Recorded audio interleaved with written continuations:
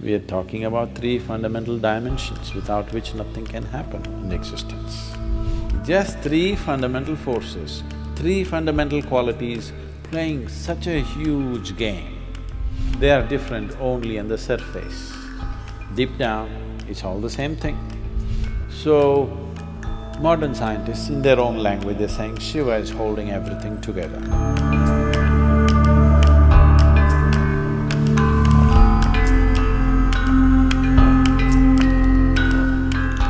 See, Brahma, Vishnu, Mahesh means don't think of three people, one floating on the clouds,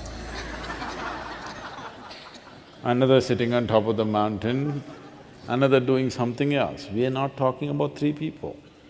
We are talking about three fundamental dimensions without which nothing can happen in existence. If you look at these stories closely enough, Brahma is the creative force. Is there creation in the existence? For sure. Vishnu is the maintenance. Is maintenance happening? I'm not talking about Delhi, I'm talking about creation. There maintenance happening. Definitely there is destruction, isn't it? Within your body right now, millions of cells are dying, millions of new cells are being created, and billions are being maintained, isn't it? So you are a manifestation of these three forces.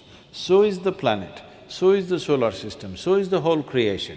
It is a manifestation of these three aspects of creation, maintenance and destruction.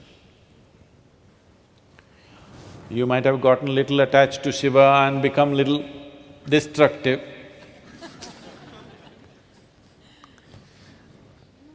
But all the three are functioning in some proportion, isn't it?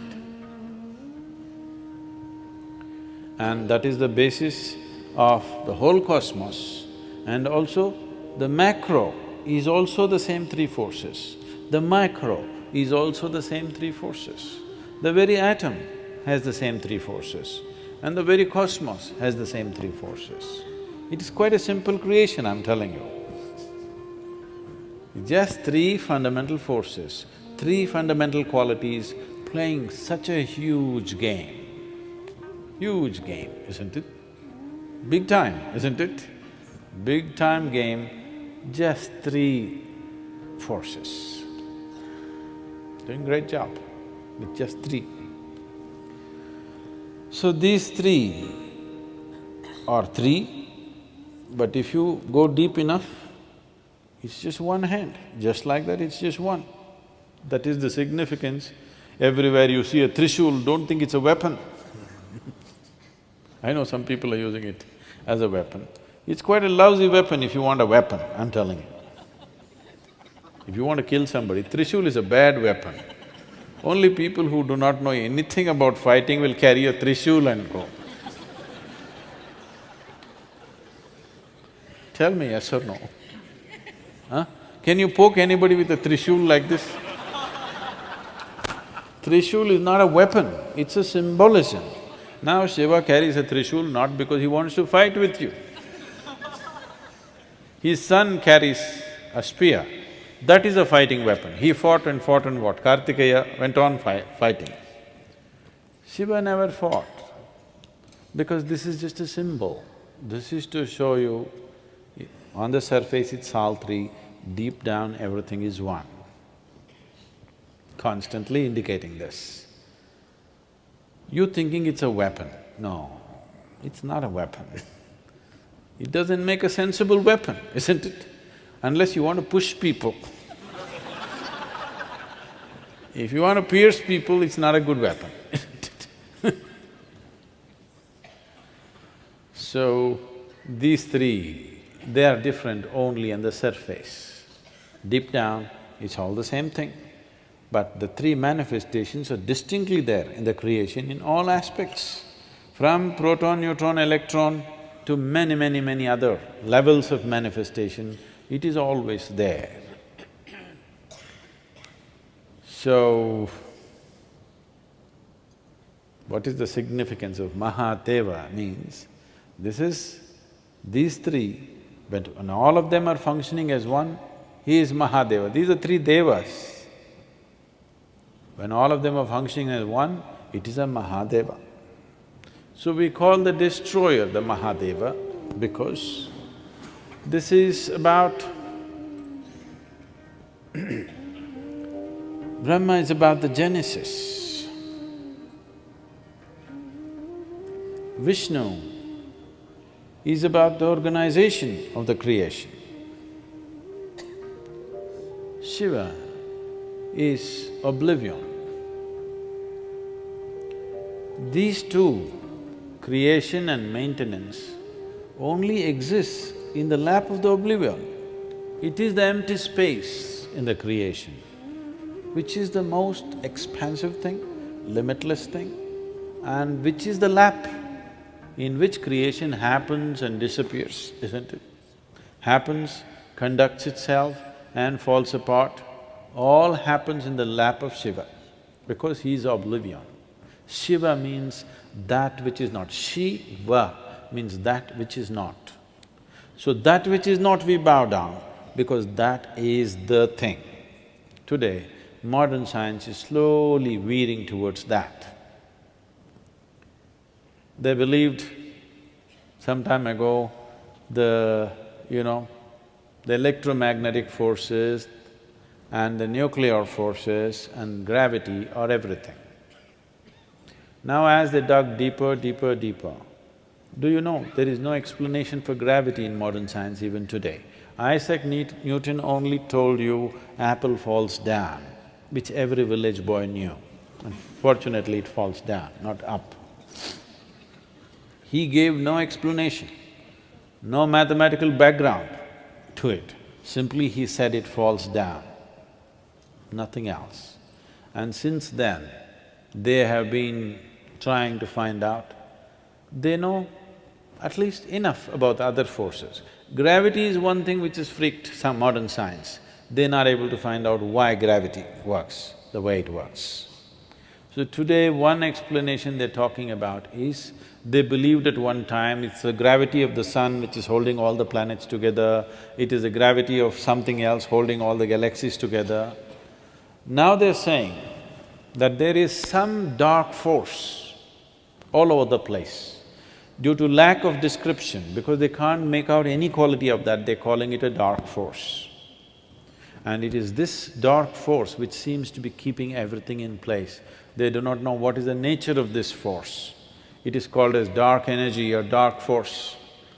This dark energy, we always call Shiva as the dark one. Yes? He's always referred to as the dark one. His night is the darkest night in the month. So, modern scientists, in their own language, they're saying Shiva is holding everything together. Now, I don't want you to imagine one man sitting there and holding everything together. That's not what it is. Shiva means that which is not. So that which is not is held as the highest, because that which is not is the largest manifestation in creation, isn't it so? If you look up in the sky, do you ever do it? Do you ever do it? Okay. I believe you, all right. So if you look up in the sky, because your visual apparatus are made in a certain way, you will think the sky is full of stars. That's not the reality. The largest thing out there is empty darkness, isn't it? The galaxies that you see there are just small specks. Rest, the vast expanse is nothing, isn't it? So that is what we are referring to as Shiva. But there are many aspects to this. This is because we are a dialectical culture, because we know existence is seamless. You think there is a boundary line between solar system and the rest of the galaxy? No. Between one galaxy and another galaxy, there's a boundary line, LOC? There's no such thing. It is just a seamless existence. So, we are a dialectical culture where it is seamless. So I will be talking about Shiva. When I say Shiva, you have to make out which Shiva am I talking about. I say Shiva referring to the boundless nothing. I say Shiva and I refer to the Adi Yogi. I say Shiva and I'm talking about a laborer who's walking on the street right now whose name is Shiva. All these things we do at the same time. And this is the reason. If you look up at the boundless nothingness, we do the same thing. If you look at the Adi Yogi, we will do the same thing. If the laborer Shiva is walking around here, he may be illiterate, he may be so many things, or maybe nothing, then also we do the same thing. Because we know without the dark energy that you're referring to, without Shiva holding it, even this body will not have its integrity, it'll all burst out. So, when I look at you, I do the same thing. See, this is the only way. I want you to understand, this is the only place where such a thing is there. You're doing it unconsciously, so it's meaningless. What you do to your gods, you're doing to everybody, isn't it? The idea is, this person may not know what is the source of his making, but I want to recognize that. He may not know that the Creator is throbbing within himself, but it is my prerogative to see it. If I see it, it makes a difference for me. If he sees it, it will do wonders for him, but now I want to see it. So what you do to your God, the same thing you do it to your neighbor, the same thing you do to your servant, the same thing you do to a cow or an elephant or a stone or whatever. Because you don't want to miss an opportunity. You want to make an effort wherever you are to see that the source of creation is constantly throbbing in every piece of creation and nobody can deny it, isn't it? Even modern science cannot deny it, that whatever is the source of creation is also functioning in a tiny little invisible atom, isn't it so?